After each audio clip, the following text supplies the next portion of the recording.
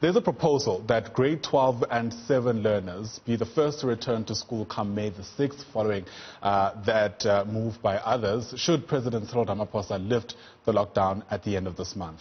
Now, the Department of Basic Education is looking at options for learners in different grades to systematically return to school in a sort of phased approach. The draft post-COVID-19 lockdown recovery plan was discussed by unions, teachers and school governing body associations. Joining us to help us understand some of the detail is Basic Education spokesperson Elijah Mhlanga, who joins us live from Pretoria this morning.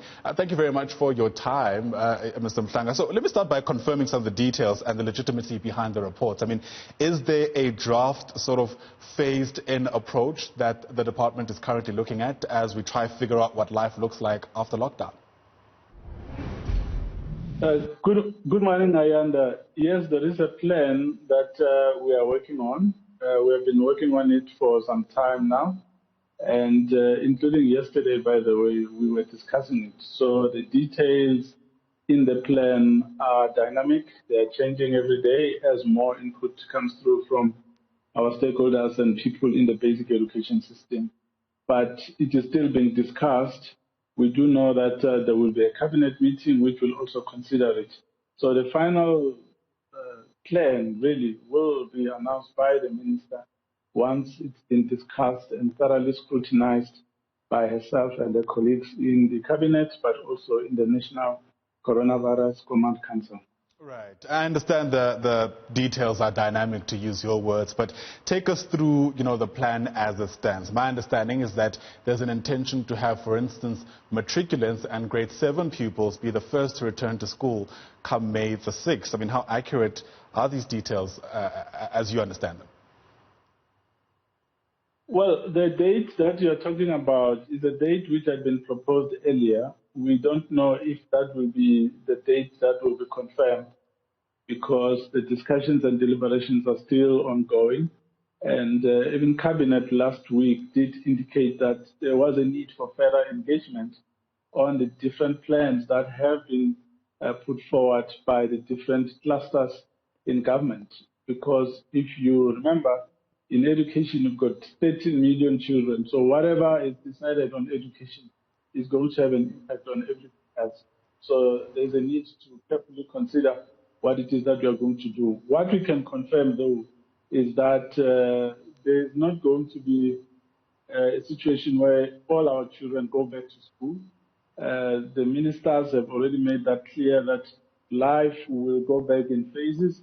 That also includes the basic education sector, where we are saying not all grades will go back, but the modalities of that will be unveiled by the minister once a decision has been taken. So up to now, we don't have a date that has been confirmed. It's still under wraps. It's still being considered as part of the engagements that are going on. And whilst you make those considerations, Mr. Mhlanga, I imagine, of course, there are instances where there's a conflict of what to prioritize. Can you take us through what's most top of mind as you do that? I mean, you need to consider the academic calendar, but you also need to consider the livelihoods and safety of not only pupils, but certainly some of the teachers who work for the department.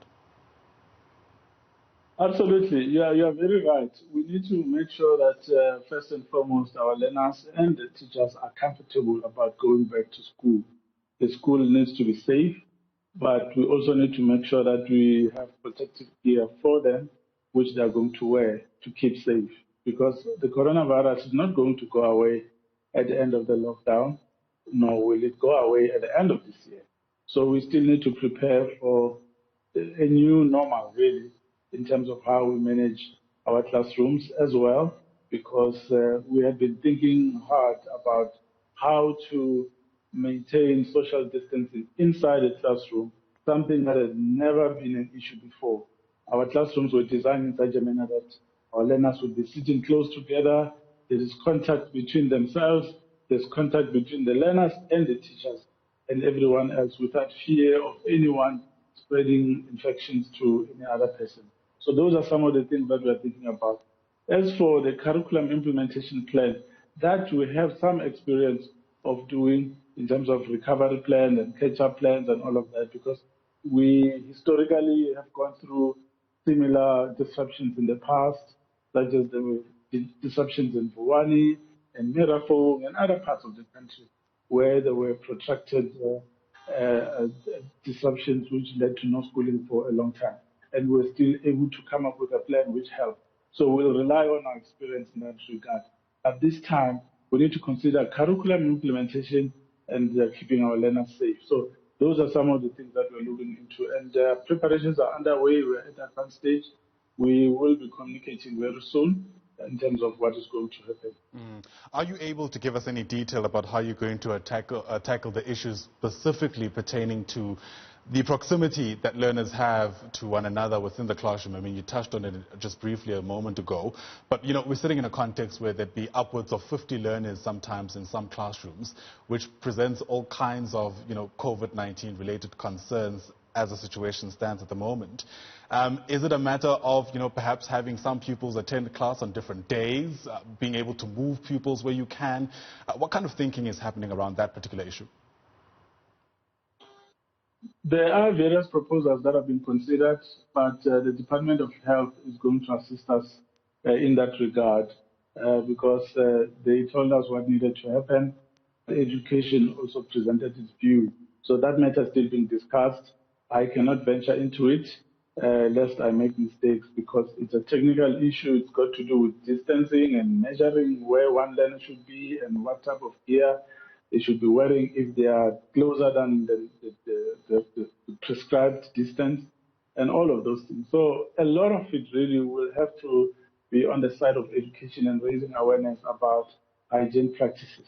So even if you were to have measures that are written down and everyone knows about, but if we don't actually actively practice hygiene standards and make sure that we do the basic things that we're told to do, we're still going to be at risk.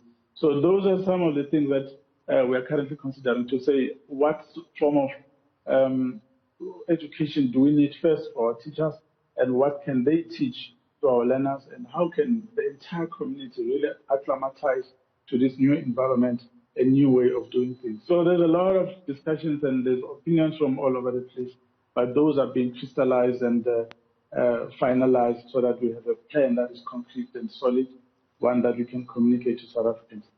Right, and I guess many people are at pains or pressed rather to know whether calling off the academic year is on the cards.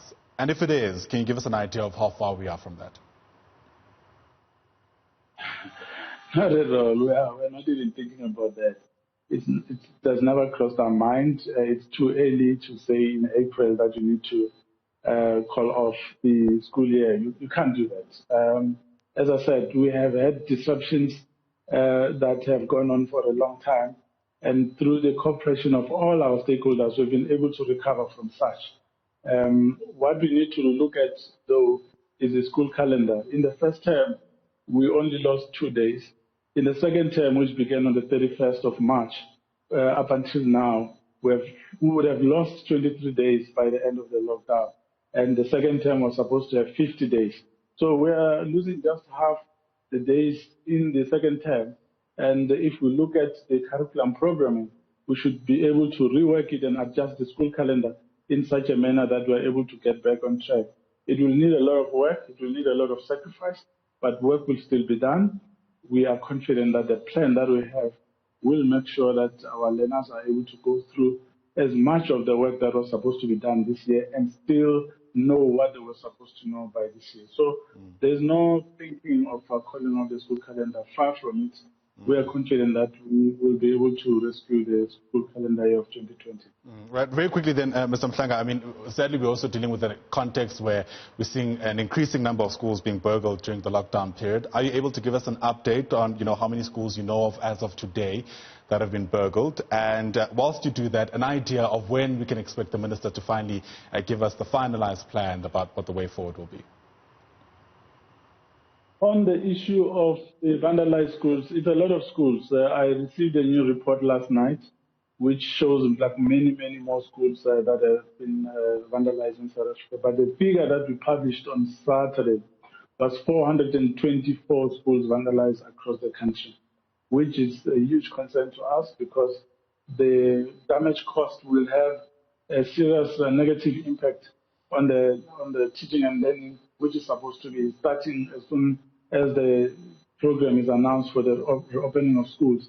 But it means in those schools we'll not be able to do that because we need to first conduct an assessment, establish the damage, and then plan a way forward in terms of how we fix or provide for those schools in that situation.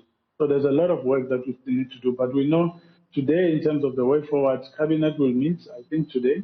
And thereafter, there will be communication from the different ministers. And that's when the minister will also have an opportunity to communicate what the recovery plan for the basic education sector is looking like.